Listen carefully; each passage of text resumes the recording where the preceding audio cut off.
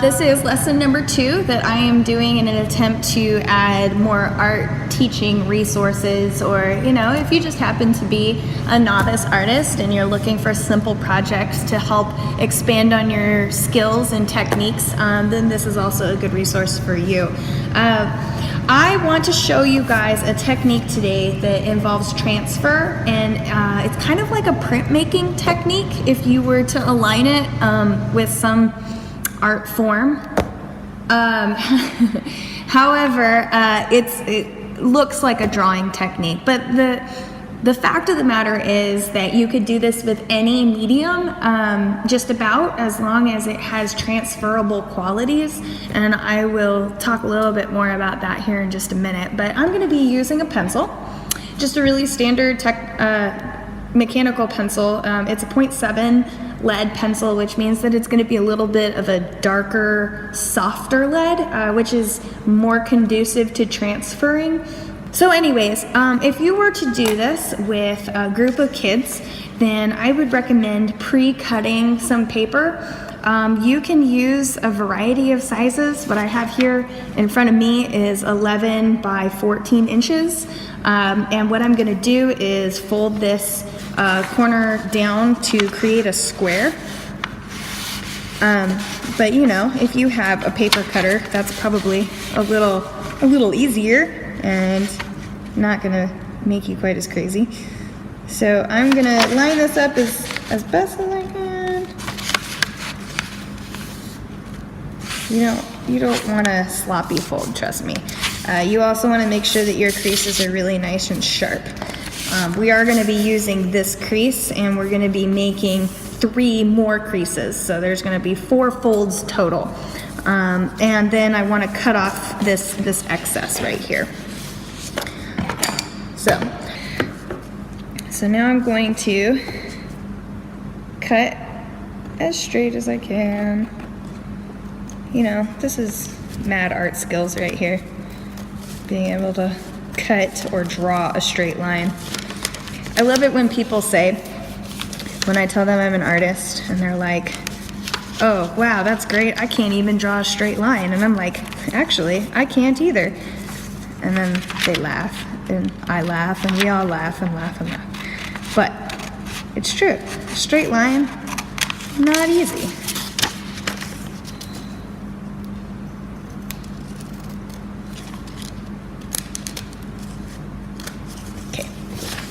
So that's my scraps.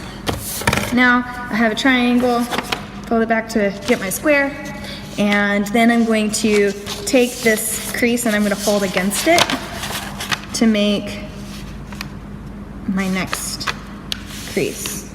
And again, line up your corners, line them up really, really good.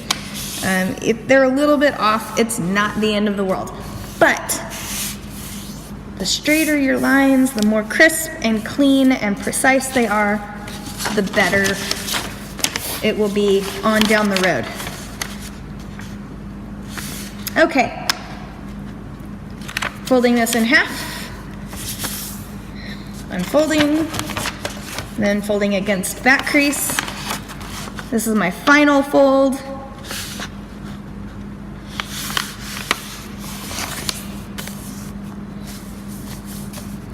Okay, and unfold it so you're back to your square. But now your square has 1, 2, 3, 4 lines. It looks kind of like a star, like an asterisk. Okay, and before we get started on this too much, let me explain what we're doing. Okay, I told you already, as far as technique goes, we're using a transfer technique. And the reason why I associate that with printmaking is because you're going to be taking one idea and repeating it. Okay, so repetition is key for this particular project, but we're also going to be dealing with symmetry. So there are 2 different types of symmetry that most people are familiar with. There's bilateral symmetry, which is when you just have like a butterfly where it's cut in half and you've got, one side and then the other side, and they're mirror images, right? But then you also have radial symmetry. Radial symmetry is what happens like when you look through a kaleidoscope, and it mirrors the image, it repeats it around like a central pivot point. If you're making this into an art lesson, some examples could be playing with organic and geometric shapes in order to design this first triangle. So again, you're just working within this first triangular shape, okay? So just in this content, you could do whatever you want. It doesn't matter. Now, I do warn my kids, don't get too crazy, because all of that detail that you're gonna put in there, you're gonna need to repeat 8 times, okay? So whatever you wanna do in here, it could be a shape project, it could be a line project. You could just experiment completely with your elements of art. I wouldn't recommend at this point trying to add any kind of value because that's not very transferable. But later on, if you want to decorate with some value, with some color, that's perfectly fine. Stick with patterns, okay? You just want a really quickie lesson, then what I recommend is doing a name. So when I was teaching, I would just fill the triangle creatively with my name. And so let's say I'm gonna do Alexis. So if I put Alexis inside of this triangle, I might do it in some really cool swirly types of letters. Okay. Maybe put a heart on top. Now, did that completely fill my triangle? It came close, but there's still some space up here. Maybe something interesting over here in the corners too.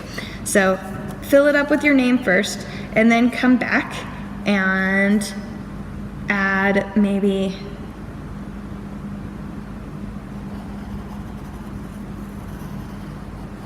some partial shapes. That always turns out pretty cool. And if you have gone over what radial symmetry is about, then you might even be able to play with that idea. You know, those kids that really understand or grasp what radial symmetry is all about, they can play around with this and get some really cool things going on. So maybe right in here, I have this kind of sun. Idea.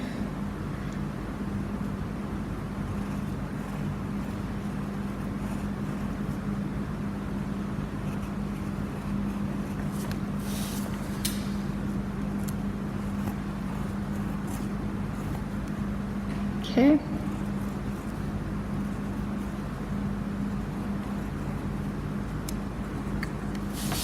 All right, now, if there's any areas that look as if they aren't very dark, then please go back and take the time now to go over them. Here on out, since we've created our design, it's really just going to be about repetition. So buckle down and get ready to spend some time on this project, and the end results can turn out really cool, but make sure you take the time to really fill it out, okay? So from here, our first transfer. We're gonna use one of the folds that we've already created, fold over that line, which it doesn't matter. You can either do it on that line, okay, or you can do it on this line, whichever one is touching your picture, okay? Now, because I just used typical drawing paper, nothing fancy, I can very easily see through this page, and I can see through and trace my design. If you are doing this project with younger kids, you can adapt it so that it is still easy and doable for them. I would recommend going back to that shapes idea and using some shapes to create a simpler pattern, or simpler design. So maybe, you know, a square, a heart, and a circle, or half of one. You know, tell them to go off the page a little bit. And when they do that,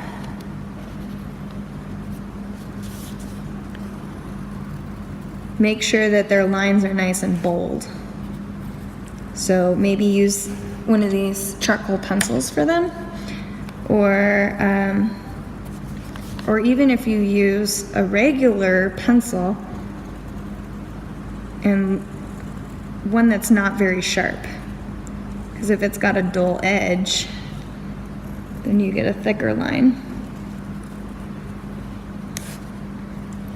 But the problem is that if you don't land on the lines, if you're sloppy about your tracing and you don't push onto that line, then your graphite won't transfer.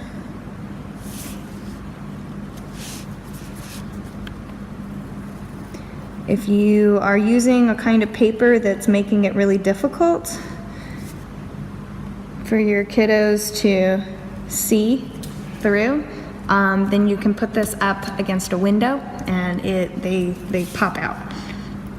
Much easier to see if it's against a window.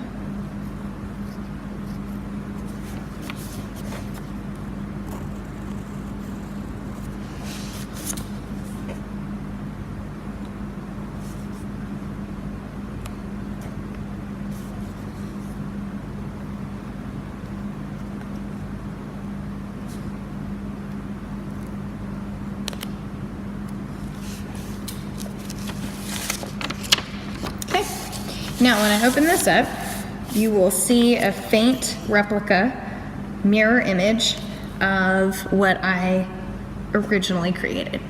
So this name is now backwards on the other side, okay? And I have completed about a fourth of my mandala.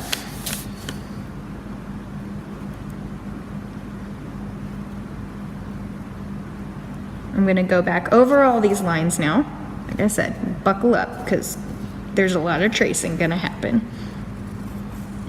Now, surprisingly, I mean, I would have those fidgety kids that didn't like to sit and do this whole project to completion. But for the most part, you would be surprised how many kids sort of get zoned in. It's a great project for those kinds of classes that you know are meticulous and they like process, they like to just get lost in their work.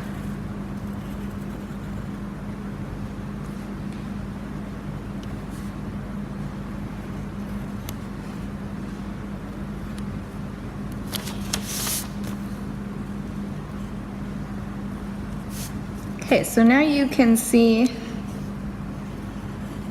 the beginnings and how this is supposed to look. The starts of it, anyways. I'm gonna swap out and show you one that's almost done. And see, now that I have this whole square is done, what I can do is just fold it over again, okay, either on this line or on this line, it doesn't matter. And then I'm gonna retrace. See, this one already has all the lines on it, so it makes it really easy to see. And then this one over here, now I can see through and I can go ahead and complete both sides, okay? And when I do that, what's gonna happen? This is gonna transfer over to here. So I'm gonna have half of my page finished, okay? All right, so what I have here is a design that I was working on earlier. This one is not a name. This is just a random design, swirls, loops, you know, etc. And I have traced just about the whole thing, okay? So what I have here is this whole half of my page has been completed, and then this side, the pressure has been applied, and I have that light transfer going on. So the final step at this point is simply to trace over these light lines So I'm gonna finish this out for you.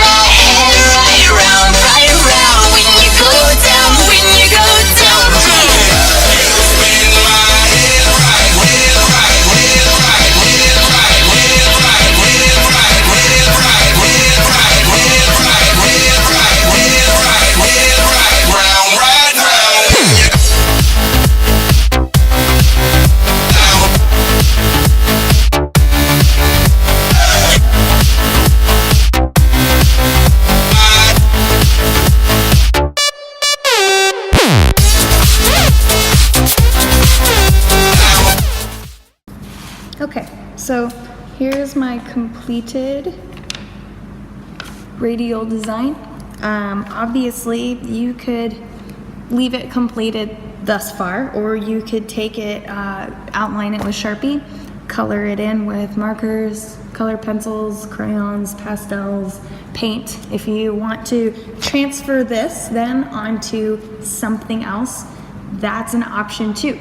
This is a great versatile technique that incorporates so many different types of mediums. It's really just sort of endless, figuratively, and yeah. So yeah, stay tuned and I will have more projects coming soon. Thanks for watching.